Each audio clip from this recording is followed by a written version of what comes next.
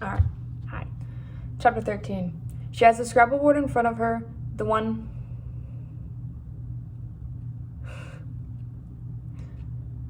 Penny and I left on the porch yesterday morning. She hums to herself as she makes words with the letter tiles. Pancake, crisscrossing with kangaroo, crisscrossing with shampoo, crisscrossing with pumpkin.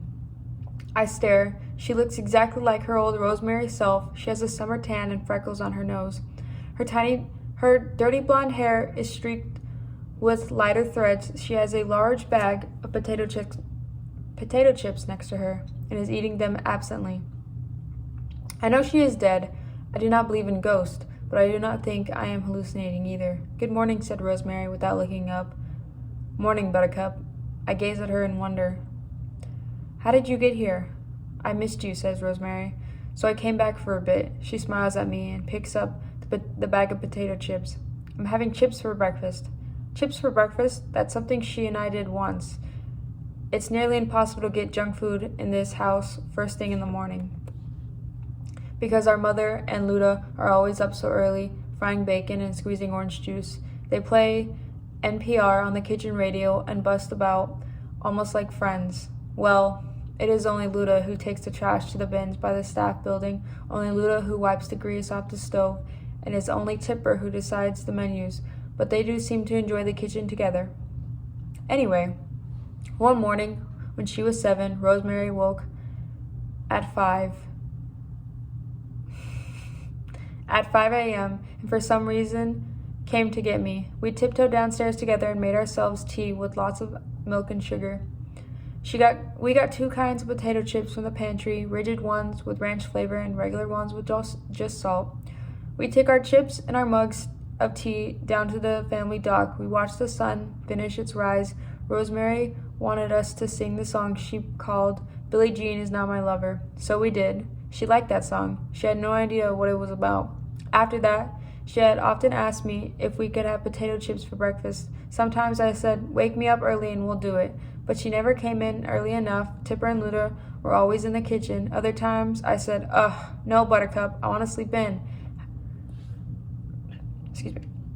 Have an egg and be a credit to the family, Kay? Now I'm sorry for every time I said no to her, but isn't that how people always feel when somebody dies? Isn't it cliche? You wish, you're sorry. You were a good sister, said Rosemary, as if she knows my thoughts. I wouldn't come back for Penny or Bess, not even for Mother and Daddy. I sit up and rub my eyes. You love Mother and Daddy. Okay, I came back for Mother too, she says, 'cause she's the mom. I went up there last night and saw her. You did? How was it? What? She fiddles with a piece of her hair. She turned away. What? I thought she'd want to see me, but she didn't. Rosemary crawls across the Scrabble board, messing up all the words she just constructed. You coming on my lap, I ask? Yep. She's too big, but she gets on my lap anyway. I put my arms around her. Her tangly rosemary hair smells of conditioner and seawater. She feels solid, not ghostly at all. She's breathing.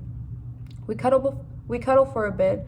Mother saw me and just left, said Rosemary eventually. She turned right around with like a shocked look on her face and went out of her bedroom and down the hall, so I followed her because I thought she'd hug me or maybe cry or maybe be happy.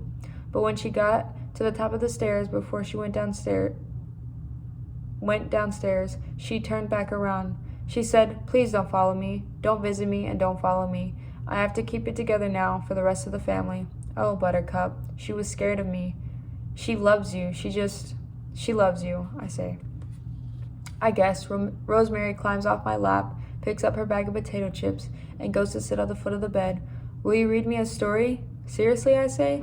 You come back from the dead and ask, and after a quick reunion cuddle, you want a story? Yep. It feels so much like none of the past year ever happened, and I touch my jaw to make sure about the surgery. You look different. You look good.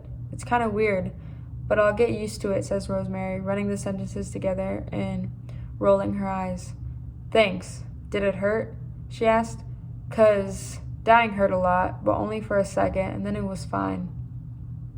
Mostly it was being scared of dying that was awful, And I was thinking, when I saw your face before you woke up, your different face, that you probably had a lot more hurt than I did, right? Yeah, it hurt. I am so glad she didn't suffer.